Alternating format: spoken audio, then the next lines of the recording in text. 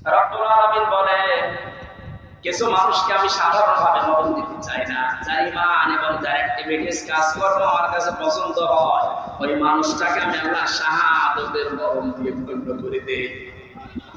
আর জেনে রাখো আয়াতের শেষের কথা, আল্লাহু লা ইউহিব্বুজ জালিমিন, কোন জালেমকে আমি ভালোবাসি না, বাসবো না।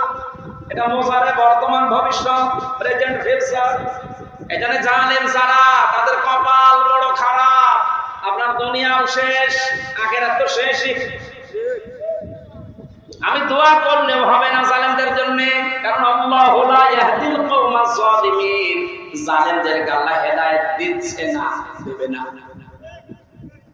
আমরা চাই করে যেন জালেম হয়ে না যায়। এই শব্দটা যেহেতু খুব গুরুত্বপূর্ণ, জালেম।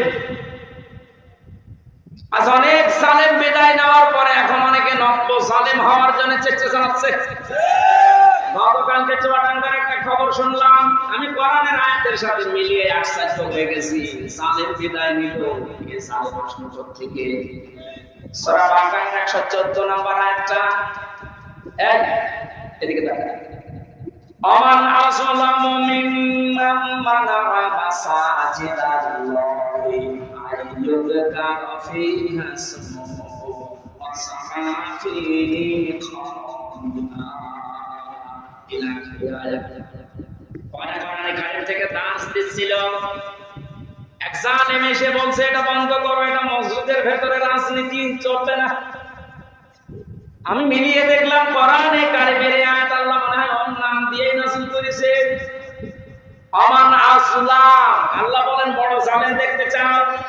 আমি আল্লাহর দৃষ্টিতে সবচাইতে বড় জালেম ওই লোকটা মিম্মান মানাআ মাসাজিদাল্লাহ, যে লোকটা আল্লাহর মসজিদের ভেতরে নিষেধ করে, আইয়ুযকারা ফীহা ইসমুহু, তার নামের জিকির করতে, তার নামের আলোচনা করতে আল্লাহর ঘর মসজিদে যারা নিষেধ করে, আল্লাহর দৃষ্টিতে বড় জালেম। আমরা মনে করছি জালেম হয়তো বিদায় হয়ে গেছে, না, এখনো নব্য জালেম তৈরি হচ্ছে। এখানে জালেম যদি কেউ হয়ে থাকে, বুঝে হন আর না বুঝে হন, আমেন, আপনার কপালে আগুন লাগবে।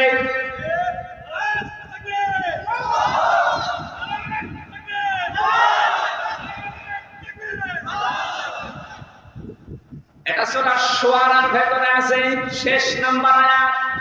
আল্লাহ বলেন অতি শীঘ্রই জালেমরা তাদের পরিণতি, তাদের আশ্রয়স্থল দেখতে পাবে।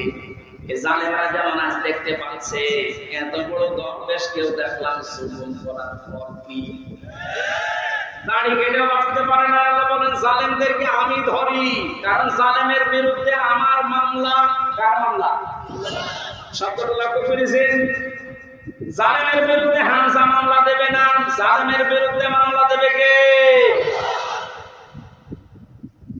ডাক্তার শফিকুর রহমান আজকেও ঘোষণা দিয়েছে কুষ্টিয়ায় যে আমরা সবাইকে সাধারণ ক্ষমা করে দিলাম, কিন্তু যে পরিবারগুলো অত্যাচারিত হয়েছে তারা যদি এখন অত্যাচারের প্রতিশোধ নিতে গিয়ে কিছু করে, ওইটার জন্য আমরা দায়ী না।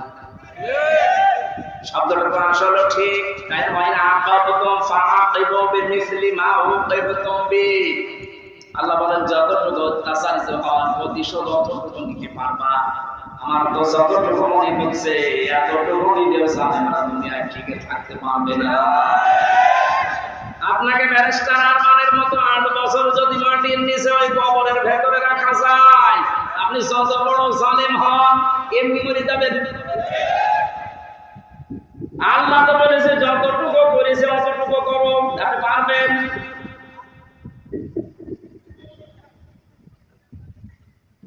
আমার উপরও যতটুকু অত্যাচার হয়েছিল, আমি চাই যাদের দ্বারা হয়েছে, যে মানুষগুলো লঙ্ঘিত হয়েছে, আমি ওই মানুষগুলো যতটুকু না করে ছাড় দেবো না। আমাদের মাফ করে দেন না, কিসের কোন মাফ নেই আপনার কারণে। আমার ছোট মেয়েটা আমার এখনো পর্যন্ত চেনি না।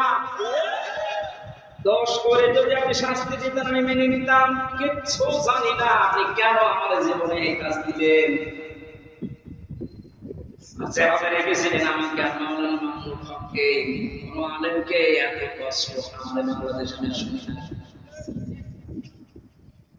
এমন একটা ছোট মানুষকে 24 ঘন্টা তালাবদ্ধ রেখে মনে হচ্ছে আমি ফাঁসির কন্টেম ছেলে আছি, কত বড় অপরাধী। অথচ যে মামলাও দিয়েছিলেন, শাস্তি দিলেও 3 মাসের ভিতরে রাখতে পারেন। এটা মূল্য চুরি মামলা। জালেমদেরকে মাফ করে দেওয়া মানে মজলুমের উপরে অবিচার করা। সারা বাংলাদেশের 18 কোটি মানুষকে যদি আইনা ঘরের সাথে যারা জড়িত ছিল, সে যে কয়জনই হোক, যারাই জড়িত এর সাথে, এদেশের 18 কোটি মানুষ যদি মাফ করে দেয়, ব্যারিস্টার আজমের কেউ মাফ করে দেয়। কোন জায়গায় থাকলে আপনারও মনে হতো না আমি মাফ করবো না। আপনি যদি প্রথমে বলে দিতেন যে তার মেরে ফেলেছি, মেয়েটা অন্য জায়গায় বিয়ে করতে পারতো। একটা বলছে না, এমন অবস্থায় রাখলেন তার বউটা বিয়েও করতে পারে না 1 বছর। যুবতী মেয়ে এবং জীবন্ত, যখন কঠিন বিষয় আপনি টের পাচ্ছেন না, তাই এটা ঠিক রাখা কত কঠিন বিষয় আপনি পার করেছেন। আপনি বলছেন মাফ করে দিন, মাফ করে দিন। মানে আপনার মেয়ে যদি হতো, এটা তো দুনিয়ার বিষয় না। জালেম যারা জুলুম করছে না, যেমন নব্য জুলুম করার জন্য যারা প্রস্তুতি নিচ্ছেন, আপনি কিন্তু নিজের কপালে আগুন লাগাচ্ছেন। আল্লাহর ঘরের ভেতরে যদি আল্লাহর নাম, আল্লাহর কোরআনের কথা কেউ বলতে নিষেধ করে, এটা দুনিয়া সব চাইতে বড় জালেম।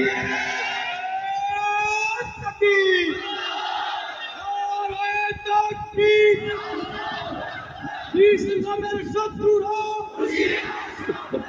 ইসলামের শত্রুরা,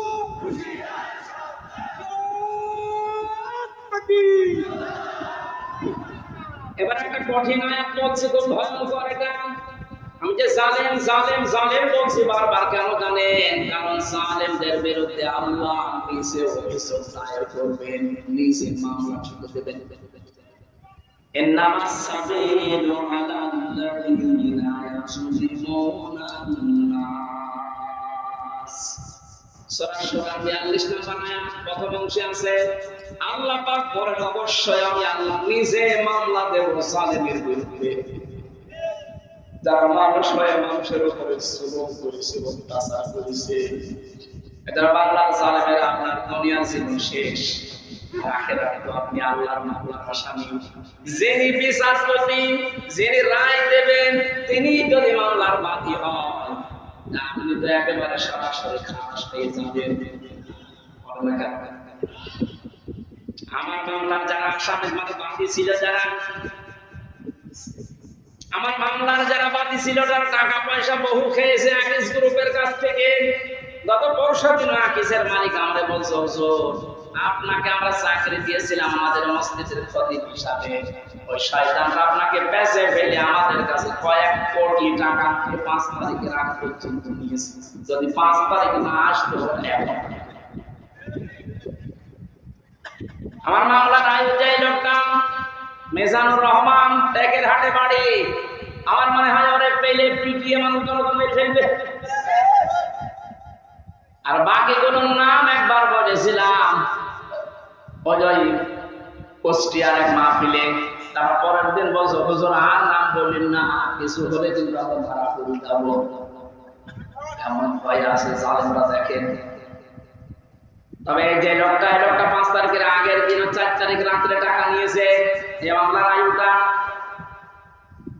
ওই এখন নাই থেমে গেছে। আমার মনে হয় 5 তারিখ বাংলাদেশে না আসলেও শয়তান এখনো টাকা নিতে।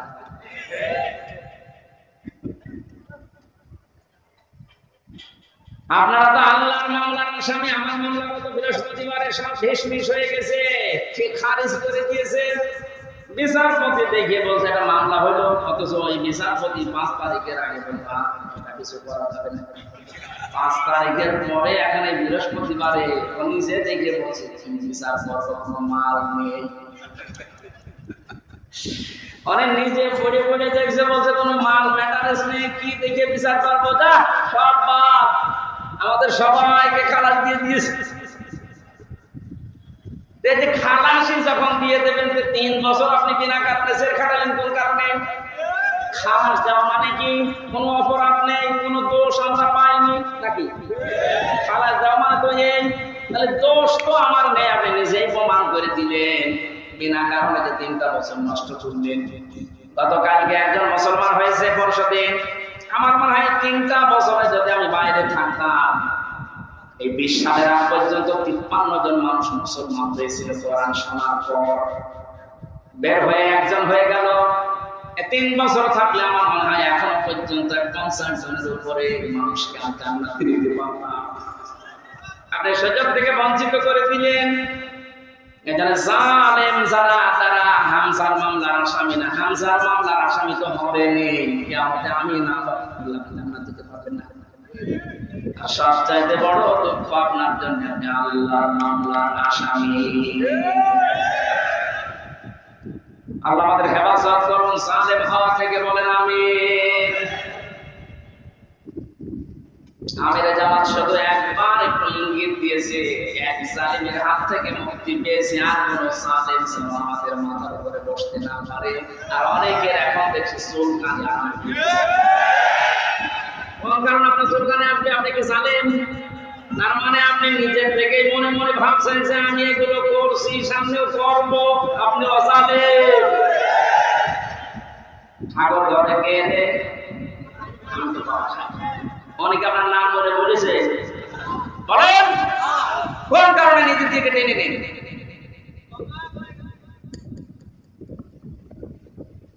পাপ যদি পূর্ণ হয়ে যায় তখন কিন্তু আল্লাহ ছাড় দেয় না।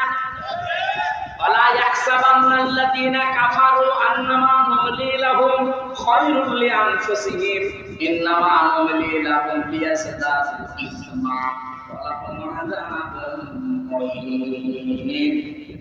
কাফেররা ধারণা করে আমাদের চেয়ারে বসে আছি, ক্ষমতার চেয়ারে আন্দোলন চলছে, এটা মনে হয় আল্লাহ ভালোবেসে আমাদেরকে দিয়েছে। আল্লাহ বলেন না, ওরা মনে করে আমাদের কল্যাণের জন্য চেয়ার, আমরা যা করছি সব কিছু বৈধ। আল্লাহ বলেন তোদেরকে তোদের পাপের বোঝাটা পরিপূর্ণ করার জন্য আমি আল্লাহ চেয়ারে বসিয়ে রেখেছি। ওরা সর্বশেষ পাপের বোঝা পরিপূর্ণ করেছে ইসলামী আন্দোলন, একামতে দিন, জামাতে ইসলামকে নিষিদ্ধ করার মাধ্যমে। এটা না করলে পাপের বোঝা পরিপূর্ণ হচ্ছিল না। যে শয়তানগুলোর পরামর্শ এটা করেছিল, শয়তান এখন সব ডিম খাচ্ছে, সবগুলো ডিম খাচ্ছে, মশা ডিম। না কথা বলে না কেন? ওদের পাপের বোঝা 5 তারিখের আগ পর্যন্ত পূর্ণ হয়নি। যেই করেছে 1 তারিখে, 4 তারিখের ভেতরে আমরা সব ওদের জন্য অপমানজনক শাস্তি। এর চাইতে আর কত অপমান হবে বলে বলছেন? কেক মারছে। আমার মনে হয় আমরা সুযোগ পাচ্ছি না, সুযোগ পেলে আমরা আপনারা করেছিলেন আমার সাথে। কম বেশি এই দেশে যদি 10 জন আলেমকে পরিস্থিতির দিক থেকে, এলেম আমল না, শুধু পরিস্থিতির দিক থেকে 10 জন মানুষকে সারা বাংলাদেশে চেনে, তারা